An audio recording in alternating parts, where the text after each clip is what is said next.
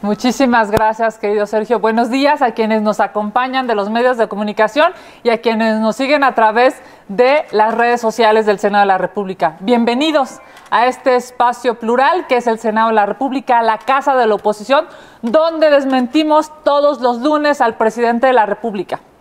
La soberbia de este gobierno se desborda.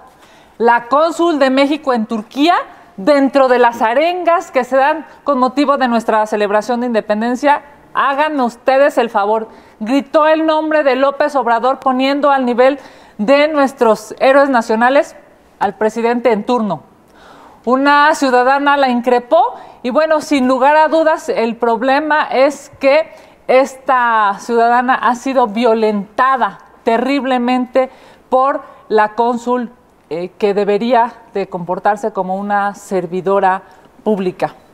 Es evidente que hay un problema real en esta definición del servicio público por parte de quienes forman parte de la Cuarta Transformación. Vamos a ver lo que dijo la cónsul en sus redes. Dice: querido Arturo, amanece en Estambul. Yo estoy abrazada por las palabras de gratitud, de amistad de muchas familias mexicanas que aplaudieron y gritaron vivas conmigo. Lo demás es una vulgar provocación. Fíjense lo que dijo una servidora pública de este gobierno, a la que le pagan con los impuestos de las y los mexicanos. Dice, lo demás es una vulgar provocación de una borracha. No hay espacio para medias tintas, como dices, abrazo grande. Es absolutamente reprochable lo que hizo la cónsul, que representa no a López Obrador, no a la Cuarta Transformación, no al partido en el gobierno, representa a las y los mexicanos en el extranjero. Por eso es que es necesario hoy, desde aquí, desde el Senado de la República, exigir su remoción. Y no solamente que la destituyan del cargo, sino además que la señora pida públicamente una disculpa a la mexicana que se atrevió. Y fíjense nada más lo que dijo la ciudadana mexicana. Dijo que ella reconocía al presidente de la República, pero que no iba en esa arenga de la cónsul, que no iba el nombre del presidente de la República al lado de nuestros héroes de la independencia. Así es que desde aquí, desde el Senado de la República, les solicitamos que se remueva a la cónsul, que además, por cierto, es un nombramiento discrecional de la Cancillería, y además, no solamente que se remueva, sino que se le emita una disculpa, o que se le dé una disculpa a la ciudadana mexicana que muy valiente, fue capaz de reclamar lo que estaba sucediendo.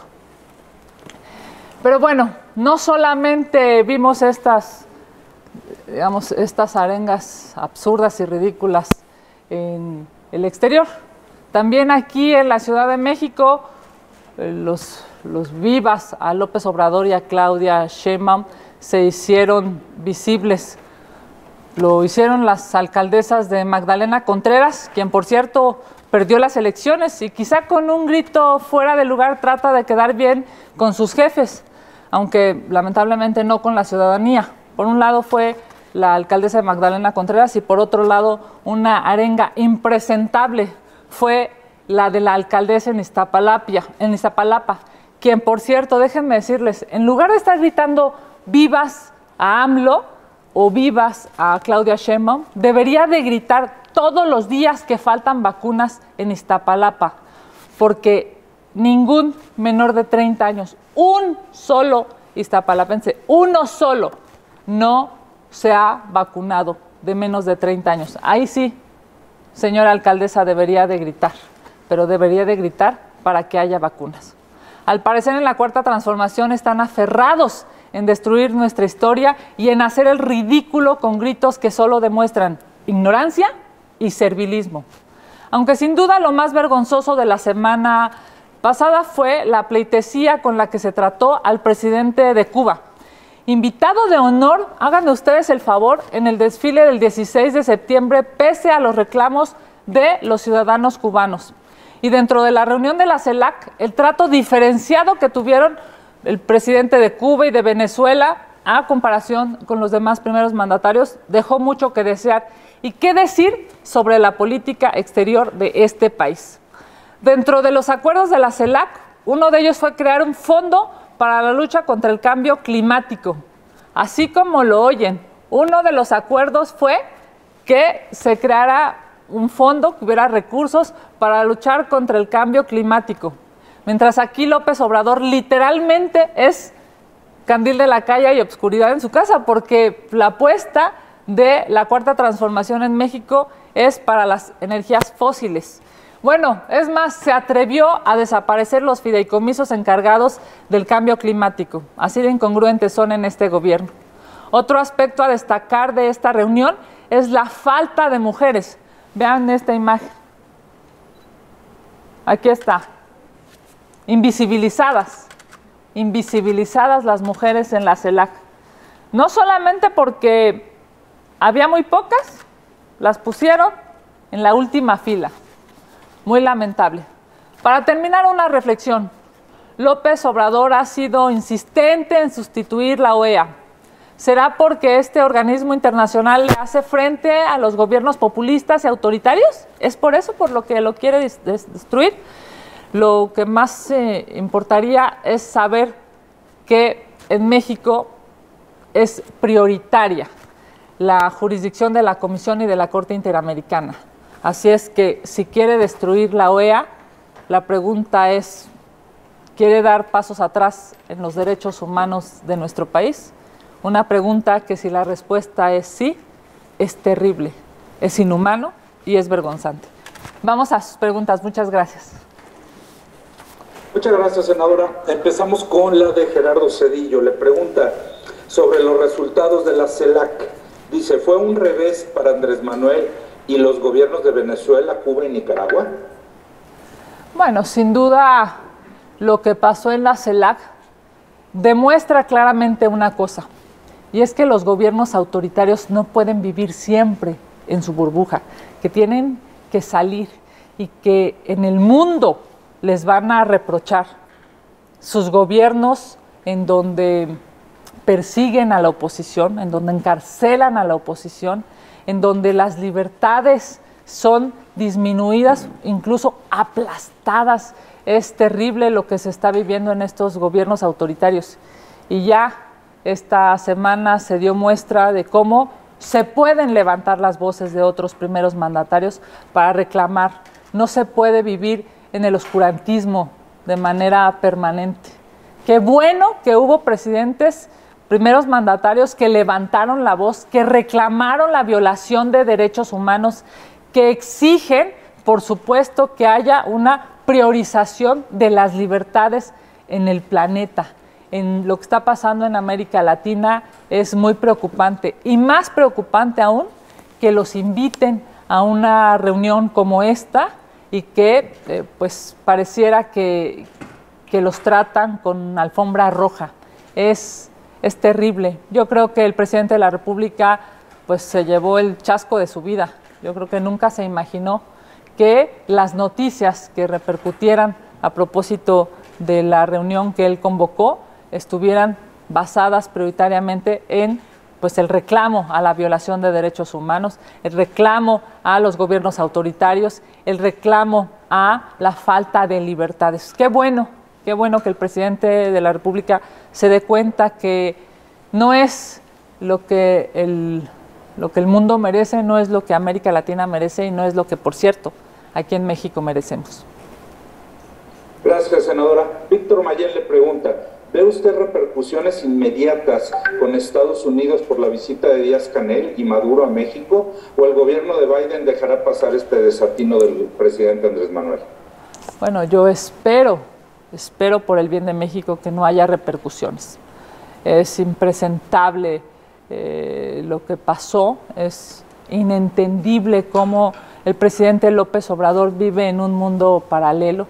El reclamo, la exigencia de proteger los derechos fundamentales de las personas se hace cada vez más necesario, y que aquí se reciba con bombo y platillo y se les, pues se les dé un trato que no debería ser en nuestro país, es muy lamentable. Ojalá y no haya repercusiones, ojalá y pues este desaguisado, este gran error no cause repercusiones negativas para los mexicanos. El presidente de la República se le olvida que es un primer mandatario y los errores que él tenga, ojalá y no repercutan en las y los mexicanos, porque no nos lo merecemos, no se lo merece un pueblo tan, digamos, tan resiliente como es el nuestro. Acabamos de recordar el temblor, el sismo, el terremoto del 85 y hemos dicho, digamos,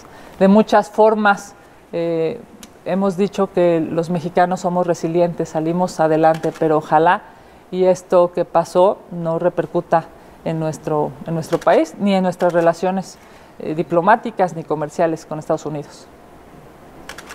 Gracias, senadora. Karina Aguilar le pregunta, el 44% de los jóvenes desaparecidos desde hace 7 años se ha registrado en la administración de López Obrador. ¿En qué está fallando el Estado que se necesita y qué se necesita hacer para combatir la desaparición de jóvenes? Bueno, sí, Karina, a ver, estamos hablando de 2 grandes problemas. Primero, pues es claro que la política de abrazos no balazos no funciona. No está funcionando, no ha funcionado y no va a funcionar en nuestro país. La primera alerta o el primer llamado es a corregir la política pública de seguridad, porque claramente no está funcionando. Estamos viviendo uno de los años más peligrosos en la historia de nuestro país. Y segundo, una de las promesas que dio el presidente de la República es que los programas que ayudarían a los jóvenes les permitirían pues a los chavos, a las chavas en nuestro país, poder tener una libertad suficiente para no ser cooptados por la delincuencia. Y estamos viendo que eso no necesariamente está sucediendo. Es terrible los testimonios de las mujeres y de los hombres, de los jóvenes que están obligados, están forzados a formar parte de la delincuencia. No hay una estrategia clara de compromiso del presidente de la República, del gobierno federal, para poder ayudar a los jóvenes en la creación de empleos, en el acceso a becas para poder estudiar. Es terrible lo que está pasando y me parece que el presidente de la República se está equivocando.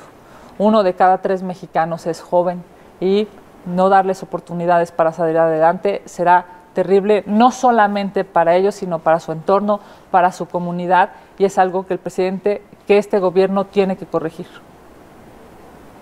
Gracias, senadora. Gerardo Segura nos manda 3 preguntas, las digo una por una. ¿Qué opina de que López Obrador defendió abiertamente al dictador cubano? Es claro que en Cuba se vive una dictadura y sometimiento del pueblo cubano donde no hay libertades. Sí, Gerardo, a ver, hay un antes y un después, digamos, en el gobierno del presidente López Obrador. Y esa bifurcación se ha dado con esta reunión de la CELAC. Ha demostrado su peor rostro. Ha demostrado que es amigo de los autoritarios. Ha demostrado que es amigo de los violadores de derechos humanos. Ha demostrado que es amigo de quienes encarcelan a sus opositores. Y eso es terrible para el rostro de este gobierno y es terrible para el pueblo de México. Hay un antes y un después porque hoy claramente sabemos cuáles son sus aspiracionales. Sus aspiracionales, digamos, como quiere ser o como aspira a ser el presidente de la República, es como Cuba o como Venezuela. Qué equivocado está. Porque el pueblo cubano es maravilloso, pero el gobierno cubano es terrible. El pueblo venezolano es maravilloso, pero el gobierno venezolano es lamentable. Así es que hoy nuestro país necesita reflexionar si eso es lo que queremos. La popularidad del presidente de la República me parece que lo obliga a buscar el bien de los mexicanos, no a buscar el mal.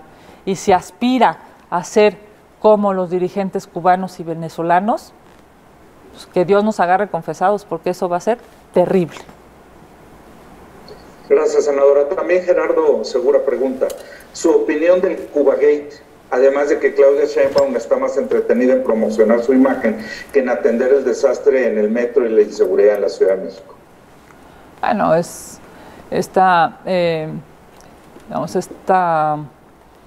información que ha sido proporcionada por el coordinador de la bancada del PAN lleva a un análisis profundo de cuál es la relación que el gobierno de la Ciudad de México, que es verdaderamente un gobierno lamentable, con una jefa de gobierno que más aspira a ser regenta que titular del Ejecutivo, una relación tanto de la jefatura de gobierno como de la presidencia de la República con Cuba, en donde parece ser que su prioridad, la prioridad de López Obrador, es quedar bien con sus amigos del gobierno cubano y no en resolver los problemas de esta pandemia. Es lo publicado hoy por el coordinador nos obliga a exigir transparencia, a exigir rendición de cuentas y a que evidentemente el gobierno federal reconozca que el dinero es el dinero de los mexicanos, no es dinero de la chequera de López Obrador, porque bueno, entre otras cosas decía que ni dinero tenía. Finalmente, de Gerardo Segura tenemos más preguntas. Dice, la violencia está imparable. López Obrador debería de ocuparse de la inseguridad, de la inseguridad que hay en todo el país y dejar de comportarse como candidato, ¿no cree? El problema del presidente de la República es que sueña con ser candidato y la realidad es que es presidente. El problema de López Obrador es que solamente está pensando en las boletas electorales y no está pensando en ser gobierno. Casi 100,000 asesinatos en su administración. Es la peor administración, es todavía más violenta que las que él tanto criticaba. El gobierno de López Obrador es más violento que el de Peña Nieto, es más violento que el de Felipe Calderón, es más violento que el de Fox. Este gobierno del presidente de la República es brutalmente asesino. No hay una contención de los asesinatos que se están viviendo. 100,000 asesinatos en 3 años. Es para reclamar justicia todos los días en los 2,400 municipios. Es el peor gobierno, el que peor ha administrado ha hecho una política pública, el que peor ha hecho una política pública en términos de seguridad, y ahí están los resultados. Mientras él aplaude a los gobiernos autoritarios, en México se están asesinando a las personas a diestra y siniestra. Es brutal y es terrible. Gracias, senadora. Ahora sí, finalmente, Leti Robles de la Rosa se conectó y le vamos a dar la palabra. Leti, tienes la palabra. Buen día. Sí, muy buenos días a todos. Buenos días, senadora. Preguntarle sobre el caso particular de Salamanca, ahora que decía usted que se ha incrementado la inseguridad y que estamos hablando de un gobierno que no ha contenido la inseguridad. Quiero preguntarle sobre el bombazo ocurrido en Salamanca.